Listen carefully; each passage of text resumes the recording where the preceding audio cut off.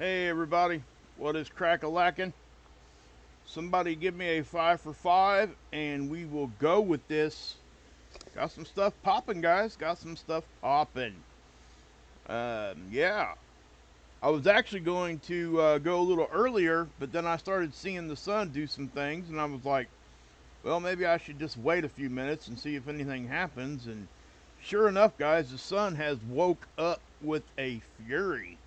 It is a little crazy, crazy. Hey, Stephen A, good to see you. Who was first in here? I can't remember. Hey, Kathy, aloha if you're still here. Hey, Trish, good to see you. John, Callie, Sergi68, our newest moderator. Everybody say hey. Be careful. I know he's not afraid to use that thing. You guys will end up with some blue paint on your forehead. Telling you. I'm just kidding. He deserves it. 100%. Hey, help me with that name. Much love. Happy Monday evening. Naratar. Amenhotep. I probably just butchered that. I apologize. Hey, Piper Lynn. Good to see you. Good to see you. Good to see you. Hey, Aaron's in the hizzy for shizzy, baby. Every time I see Aaron or Deep Quake or Genius by Birth, guys, I just got to say thank you for all the gifted memberships. You guys have continual just floor me with that. You guys are just so awesome. I just can't even say it enough. The thanks and the gratitude I feel. It really humbles me. So really, thank you so much. And thank you guys, all of you guys, for having the patience with my schedule, kind of being all over the place. I do try to get here at least once a day. I've come to the realization I can't promise an exact time during the day. I wish I could. I try to go at the same time. I like to do it like right around now because it hits the West Coast and the East Coast. And then I'll try to sprinkle in some stuff at odd times on purpose to get the people that are overseas and, across the pond. Our friends over in Australia. Love my Aussies. Aussie. I love my Brits too, guys, over in England. I love everybody. I got people down in South America, Africa, all over Europe. Hawaii. Kathy's in Hawaii. Alaska. And so I've got them everywhere, guys. So I do appreciate it. And so please share this out. We do have, as you guys can see, the sun is, yeah, Samuel. Okay. Anyway, I'm not going to touch that subject. So as you guys can see, guys, this is SDO. I haven't shown you guys yet this week where SDO is located. I am streamlining that. I've actually been doing a lot of work in the background, guys. I'm going to make sure that I can get you guys all the information as quick as I can get it to you and as professional as I can possibly give it to you.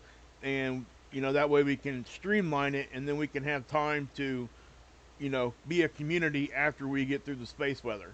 So that's really kind of my goal. And that's what I've been trying to do. But anyway, here's SDO. It's in geosynchronistic orbit. Guys, anytime you have an issue with like vocabulary and wondering why is it called geosynchronistic orbit? Well, break the word down. Geo always refers to Earth. Synchronistic, that kind of speaks for itself. In sync. So in other words, it's in sync with Earth. So it stays over the same spot of our planet at all times. And it always does this figure 8 pattern. I will be showing you guys GOES 16. That is another satellite. Everybody's heard of GOES. Most people have heard of the GOES satellite system they have up there. They have the same imaging equipment, okay? Extreme ultraviolet. So we're going to take a look at that one too, because right now SDO is in what they call eclipse season. The satellite, the Earth actually passes between the satellite and the sun right now. It's very predictable. There's 2 seasons a year. Every once in a while, we'll catch the moon going there. We'll catch, every once in a while, we'll catch even Mercury. So, yeah. Now, I think we might even catch Venus there once in a while, if I remember right. I can't remember. But they do this figure eight pattern to reduce the number and the amount of the eclipse that we see. Okay, so that's what I'll just say right there. But it does this, it orbits the Earth at the same pace as we rotate around our axis, 15 degrees an hour. Okay, remember, we're living on a ball, right? A sphere. So we can't speak in velocity as far as actual miles per hour. Because if you're standing on the equator and you move 15 degrees, see where my cursor is? Maybe you have to move that far, right? 15 degrees in an hour. Well, if you're on the North Pole, you're up here, you're only moving that far. So you're actually, if you're actually talking about like miles per hour speed, you're moving actually physically slower in perspective to the Earth, from the perspective of where you're standing. So just pretend if you were out in space somewhere looking at the Earth, the people on the equator would actually be moving faster. So, just saying. But they do this figure eight pattern because it does reduce the amount of days. And I know there's some other reasons they do that also. But as you can see here, guys, on SDO, you can see, especially this one, you see that yellow? That is where the sun's at. See this line right here? Okay? And it's relaying its data back down to white sands here. Okay? Which is also good for geosynchronistic orbit, because what's right there? Well, the satellite's right there, right? So it can always get back to white sands because it stays right there. So that's what I would say to that. Now, I know it's kind of a long explanation, but I wanted everybody to have a good understanding of that, especially today, because we do have some stuff going on here that I really want to talk about. And I was getting ready to change my title. I changed it once already because stuff started happening. But you guys see this? Okay, anybody that's watched me for a minute probably already knows what that is. This is the proton flux, and this is how we measure radiation storms. Okay, so if we get to an S1, we won't even notice it. Okay, if it gets to an S2, S3, then I really start to look at it. But down here in the S1, it'll even tell you it won't affect anything biological. It just doesn't. It's not strong enough. And this is actually a fairly new data warning system that they use here for radiation storms. They didn't even used to issue these things. So, guys, can I get a check on my mic here? I'm in a different room tonight. I got this laptop sitting right on my lap right now. I'm not in my normal setup, so I just want to make sure you guys are getting my sound okay. Hey, Stuart, good to see you from UK, baby. All right. Paso McCoy. Hey, Kay, good to see you. Thank you so much for the gifted memberships. Man, you guys are just so awesome. You guys are awesome without even doing that, okay? And I really want to say that. And I really want you guys to understand, I don't say that just for no reason, just because that's what people think we need to do. I really, truly do appreciate it in more ways than you guys can ever understand.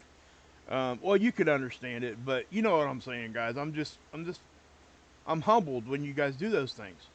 But anyway, and I'm not going to dwell on that right now either, too, because I know it bugs people. But we're in the middle of a blast from the sun, it looks like. Okay? And I think what's happened here, and we're going to dig into this because I didn't know this was happening.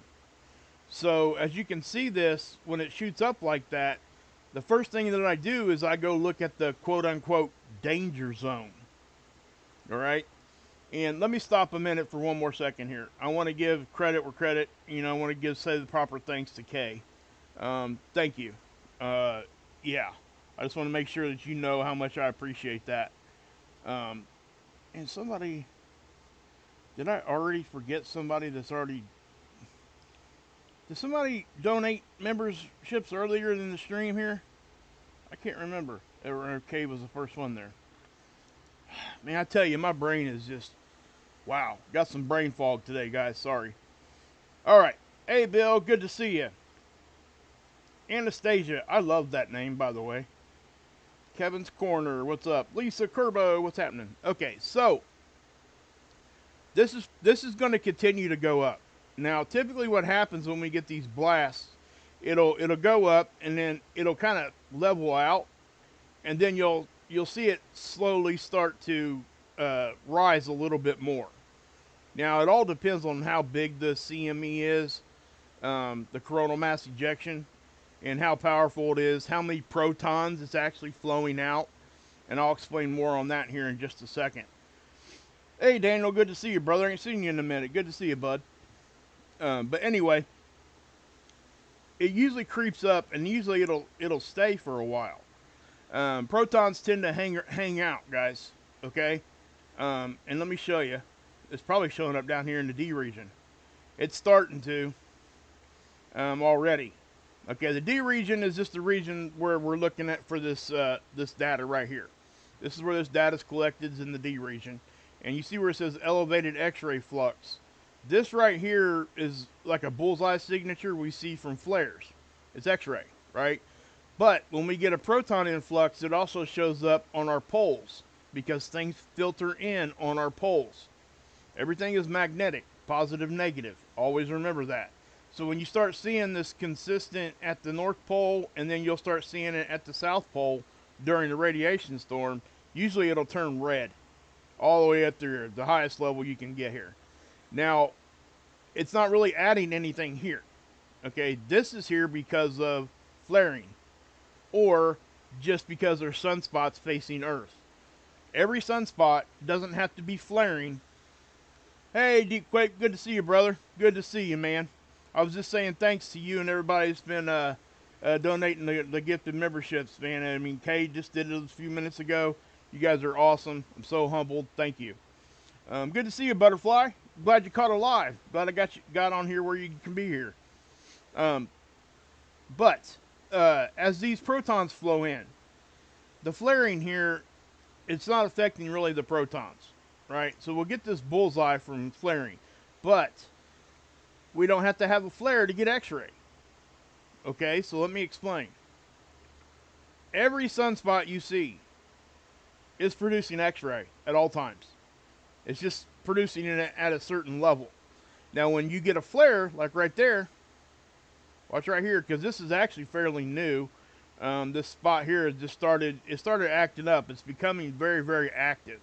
Okay, when you get those little flares, it's bursts of X-ray. So when that happens, what's it do? Well, it raises it even further. So when we start up here and we're getting into M-class range, you know, that's when we really start paying attention, because you got radio blackouts and things like that.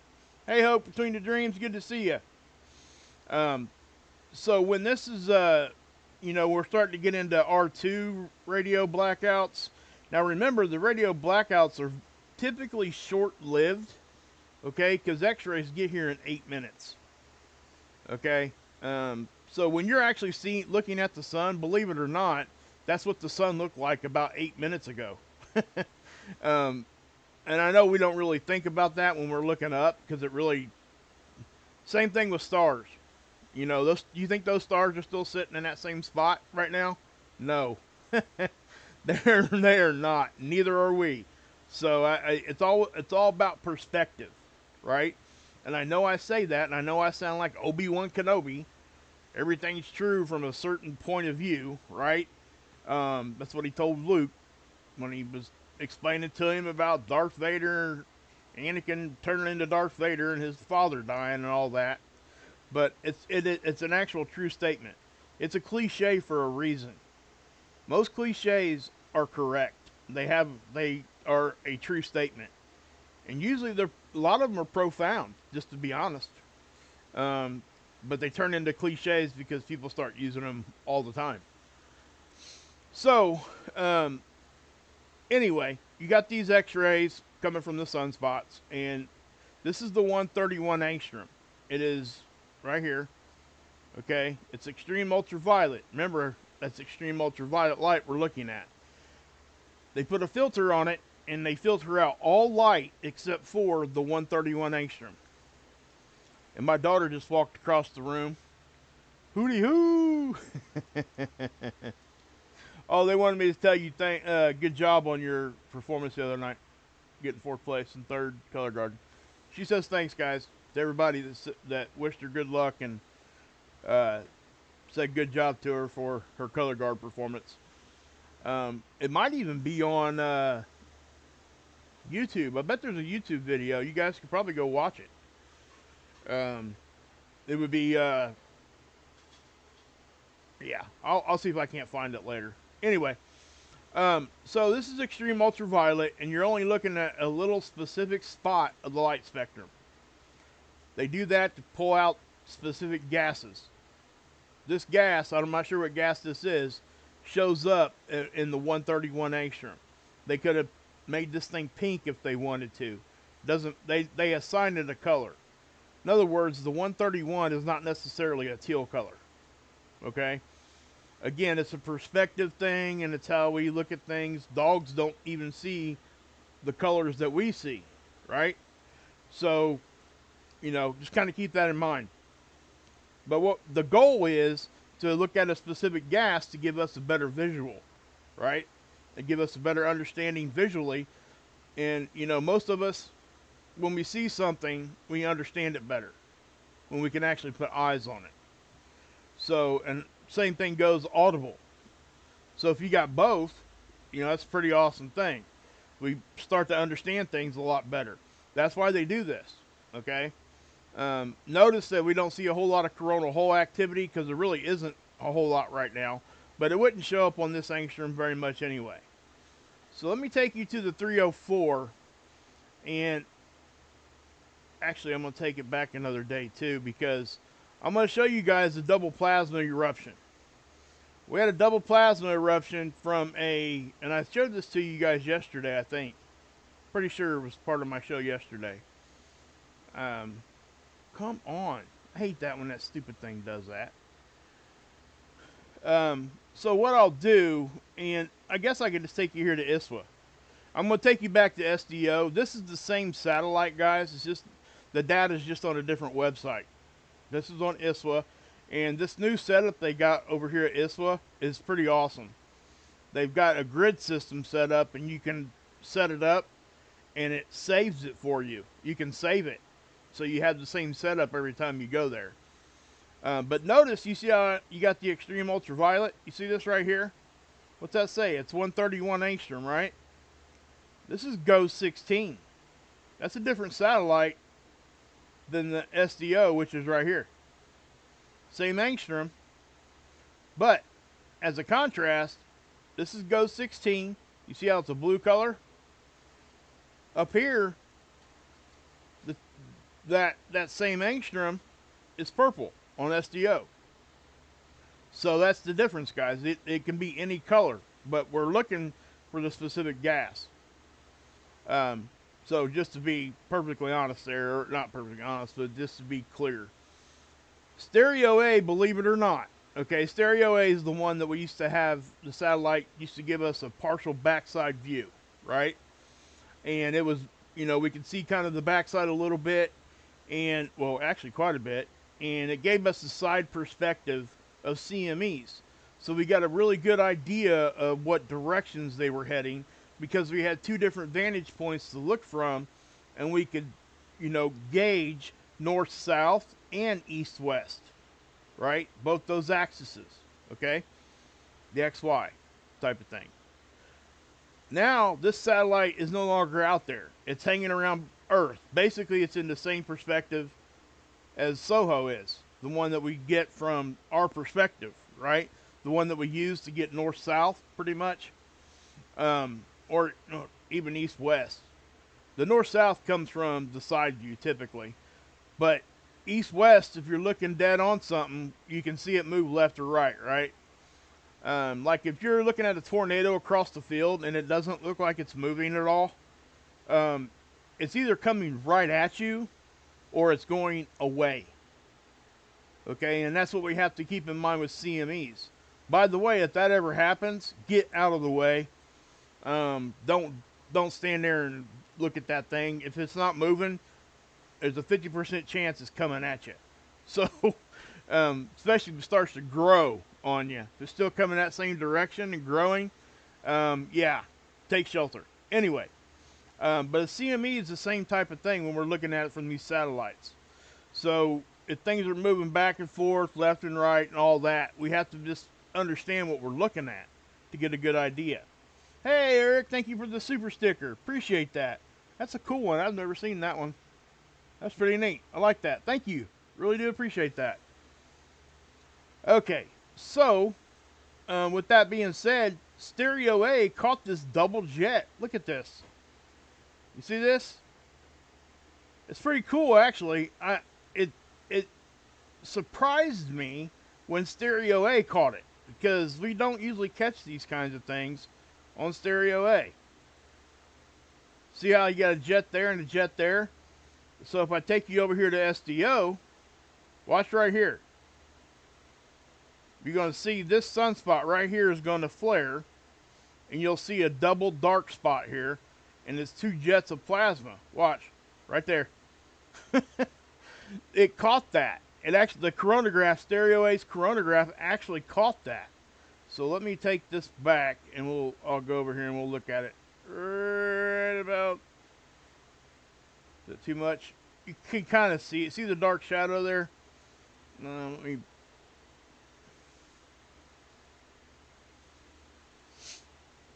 Okay, so you can see the sunspot there, and it was the sunspot actually instigated that filament to erupt. Okay, it agitated it. So as you can see, you got two clear jets here. Now, you know what? SpaceWeather.com, Dr. Tony Phillips has it here too. Okay, right there. Okay, he's kind of talking about the same thing here. And he also actually makes a point that I talk about all the time. People ask me, why is it bright and why is it dark? What makes it do that? Well, on the extreme ultraviolet filters and on these imagers, the darker colors are colder. Okay, so that's what that's trying to represent there. It's darker because it's colder. So yeah.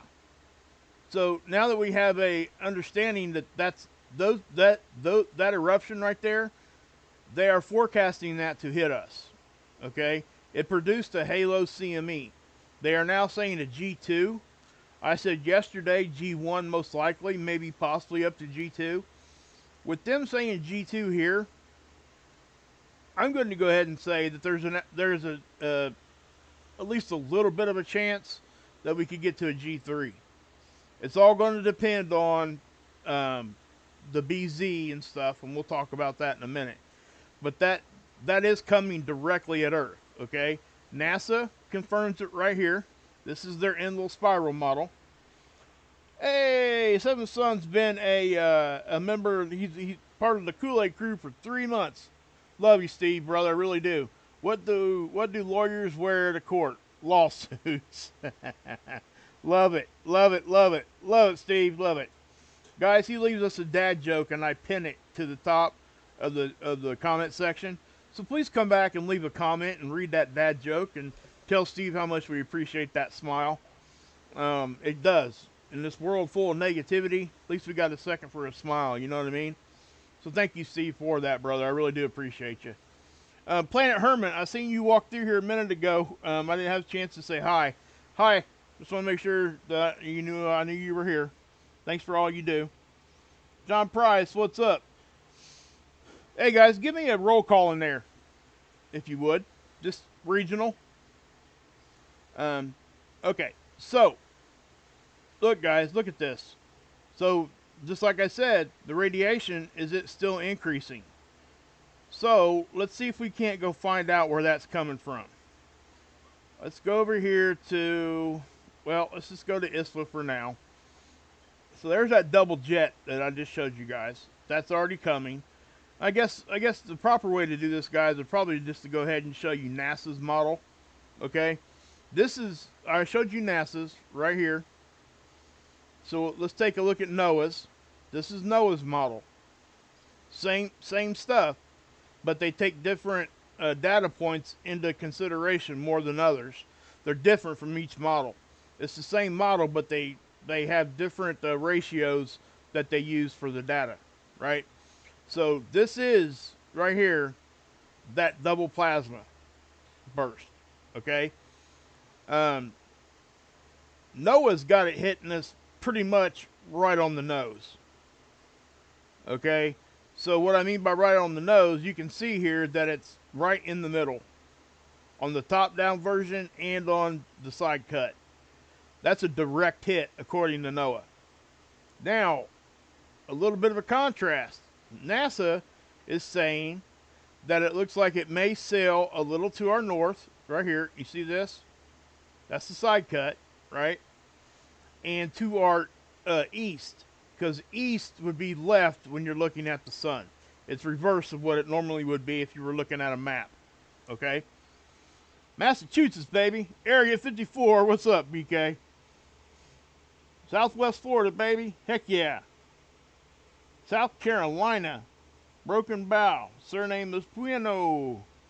Hey, that's pretty cool, Kay. Pam B. I know where you're at. You're the neighbor. What's up? I was actually over in your town for a color guard competition 2 weeks ago. Broken Bow, Oklahoma. What's up, Oklahoma? Okay, baby. Heck yeah. Cincinnati, Ohio. That's right. That's right, Kay. That's right. Oregon. Love it. Miss Dragon's in the hizzy. Love it, love it, love it. Again, Miss Dragon, you can always drop your link anytime you want, sister, okay? She's got a channel, so go over there. Check her out, guys. What's up, Trish? Cheryl Niles, Planet Herbert's in there. Heck yeah. Central Minnesota, USA. Love you too, sweetheart. Curb Creeper, what's up? Washington, Iowa. That's like having two first names as your name, right? Like if somebody was to call me Mark, if my last name was Mark or whatever, something like that. Like John Johnson.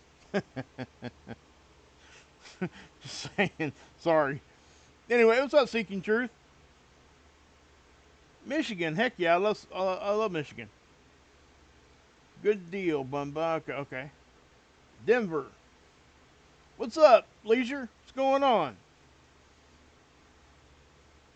Wharton, what's happening? All right. So, yeah. Now, just because they're not agreeing doesn't mean that one's better than the other, guys. Okay? These models typically don't agree 100% with each other. They're just like hurricane models. We've all seen the spaghetti string models that don't ever agree with one another until they're about 5 miles offshore.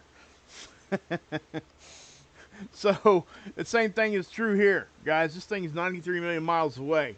I mean, keep that in mind. So, anyway, let's see if we can't figure out where this is coming from. If we even can. We're going to try. Let's, I haven't looked. That was just happening when I was going live, right before I went live. So, just so you know. Let's go to 94, because, this shows flares really well, okay? And what we're looking for is over here in the danger zone, the quote-unquote danger zone. Our magnetic connection line to the sun is over here, okay? So when anything blows off on this side of the sun and it crosses our magnetic, our interplanetary magnetic field line, our connection to the sun, any protons that crosses over through that can get caught by our line. And it will bring it here to us magnetically. That's a radiation storm when it does that. Now, it doesn't have to cross your magnetic line for us to get a radiation storm.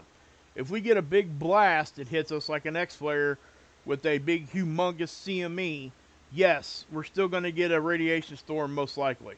Okay? But just keep that in mind. Anything that happens over here, even when it's smaller, if it crosses our line the right way, we can have a radiation storm from it. But just take the overall look here, guys. I'm going to back this off just a little. Okay, we'll take it down to there. And just look at the sun and look at all the eruptions that start happening. This is a 2-day run. That's it. You can see all the eruptions all over the place. The sun's erupting everywhere. On the back side, the front side, left, right, and center. Look at that one.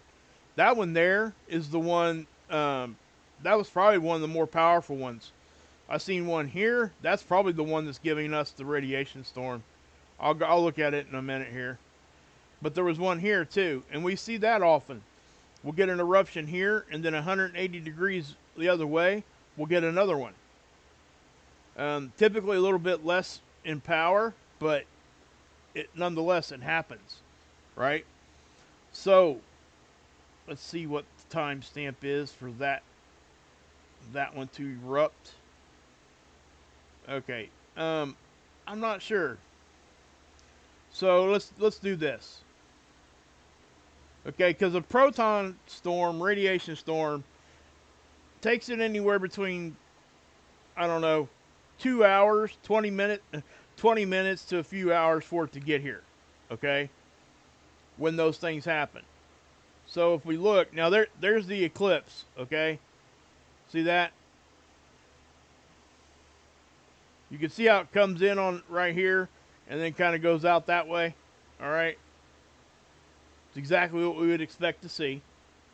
So anyway, if you look over here,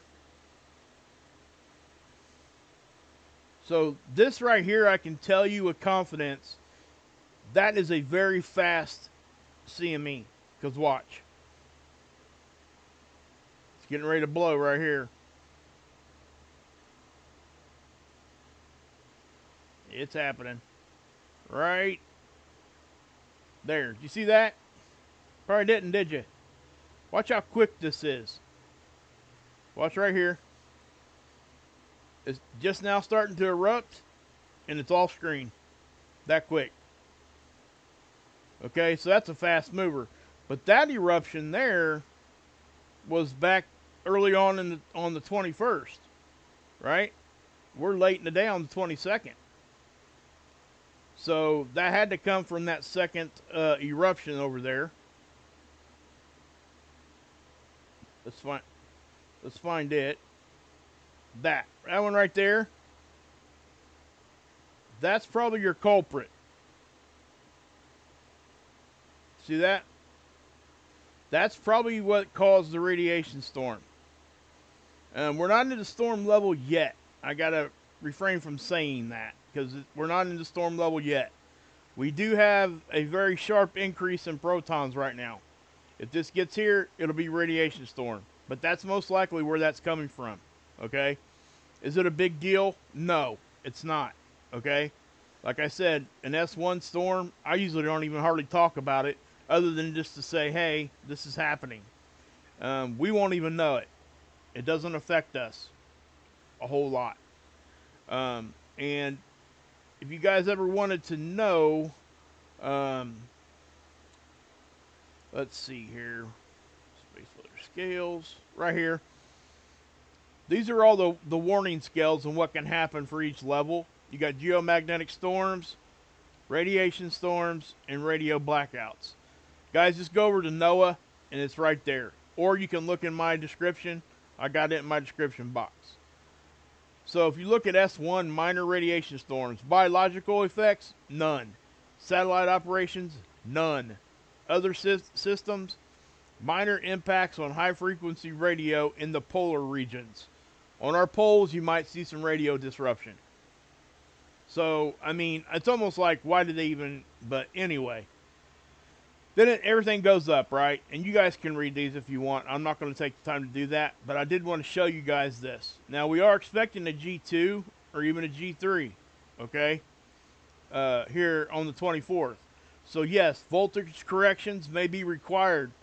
False alarms triggered on some protected devices. Okay? That's what can happen during a G3 storm.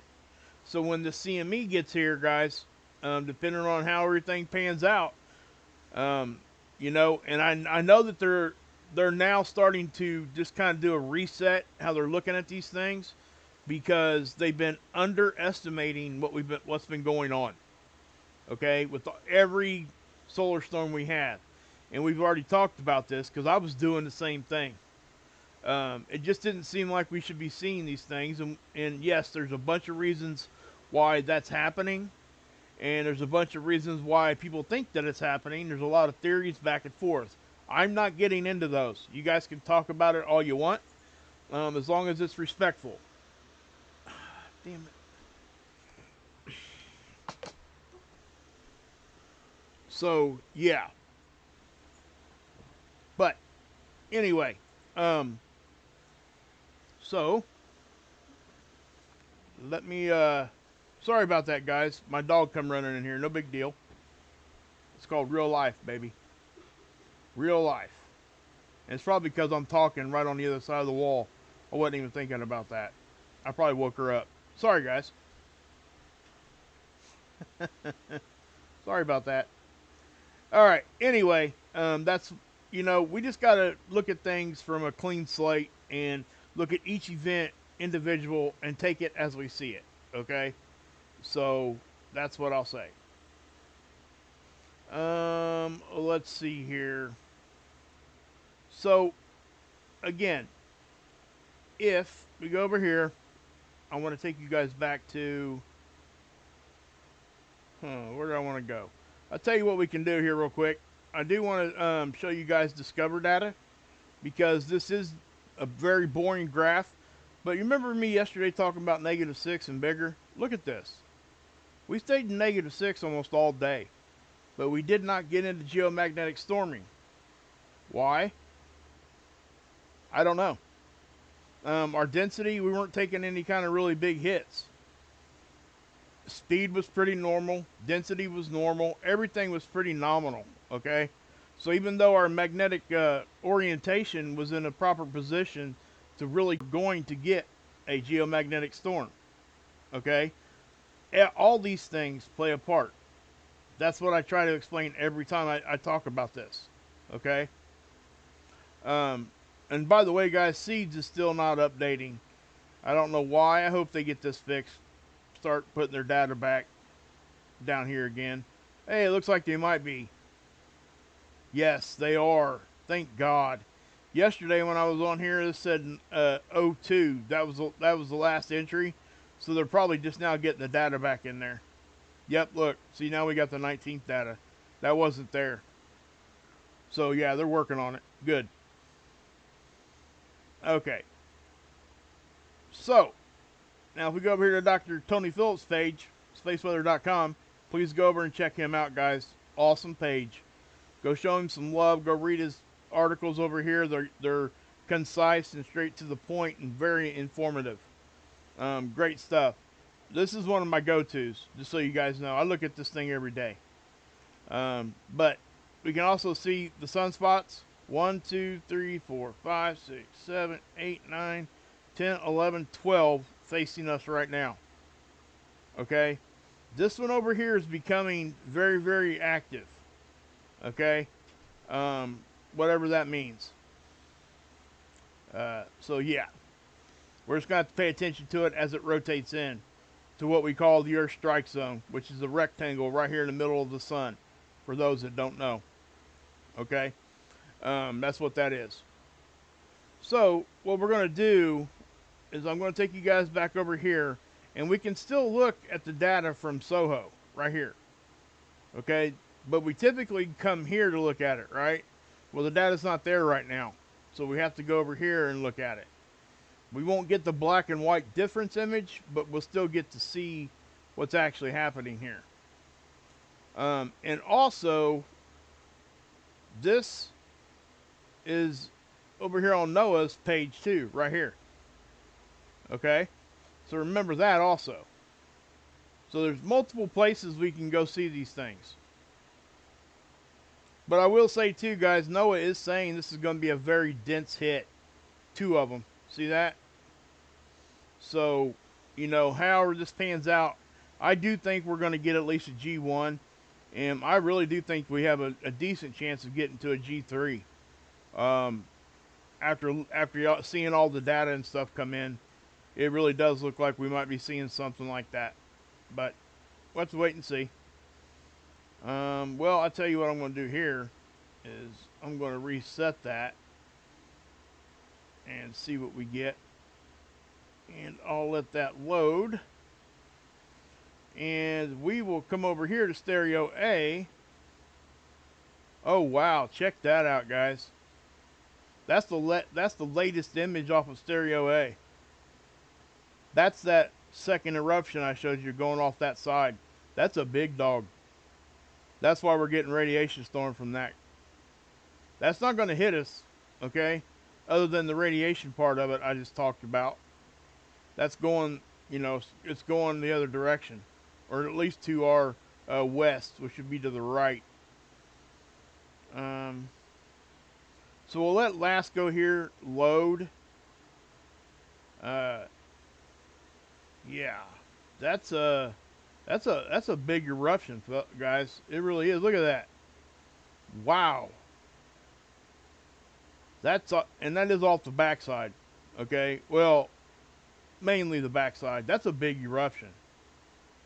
Wow. I didn't expect to see it like that. Look at that. That's going to end up being almost a full halo. But it's going off the backside. Remember, what's a halo? It's when the energy's poking around this occulter disk, right? Looks like a halo. So, but that's a decent sized eruption there, guys. Let's see what we got here.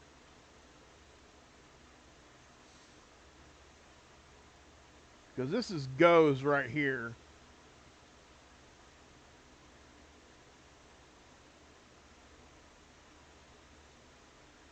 Okay. Anyway, that's what's going on with that. Let's see if we can't see if LASCO's showing us anything here. Oh wow. You guys see that? We don't get this data right here. Wow. Wow, that's a big one.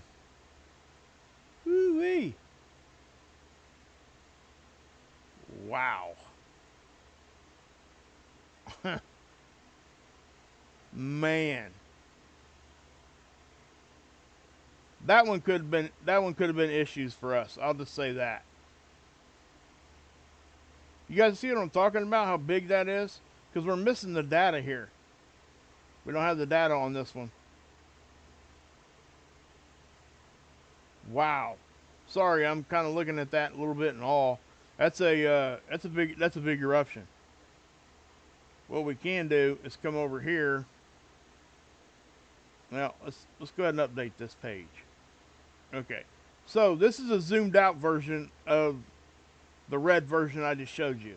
This is LASCO C3. So I'll pause it. And then there's that blast going off that way. And then here. Yeah, it produced a full halo. That's a big dog. That's a big dog eruption, guys. That right there is going to make me confidently say, hey, this is getting to radiation storm. We're going to be in an official radiation storm here within the hour, probably.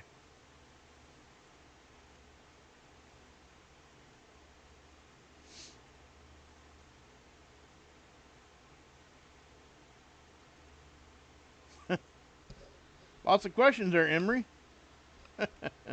Interesting. Hey, cul-de-sac, good to see you. Good to see you. Hey, good night, Kay. I'm getting ready to cut it off anyway, guys. I've pretty much showed you everything. So, listen. Anything happens, I'll be back on to show you. This is a geoelectric field model, though. I will show you this. This is the electric field at the surface. And what it's doing is showing space weather's effect on unnatural electrical components. Okay? They're trying to bridge a gap between earthquake forecasting and space weather. Because we know space weather affects it. They're just trying to pinpoint it down. So that's what this is for. But it shows us when we're getting hit. But it is different than geomagnetism, which is a geomagnetic storm. This is geoelectric. Okay? There's a little bit of a difference there. So I just want to make sure you guys understood that. But anyway, yeah. So there you have it, guys. Again, thank you guys for everything that you guys do. Thank you for always helping out and just being here. Share this out, please. This is going to end up. We're going to be talking about this stuff probably for the next week. This is probably going to end up being a radiation storm, like I said, within an hour. Hey, thanks, Fan B. Appreciate you. Appreciate you. Thank you for the super chat.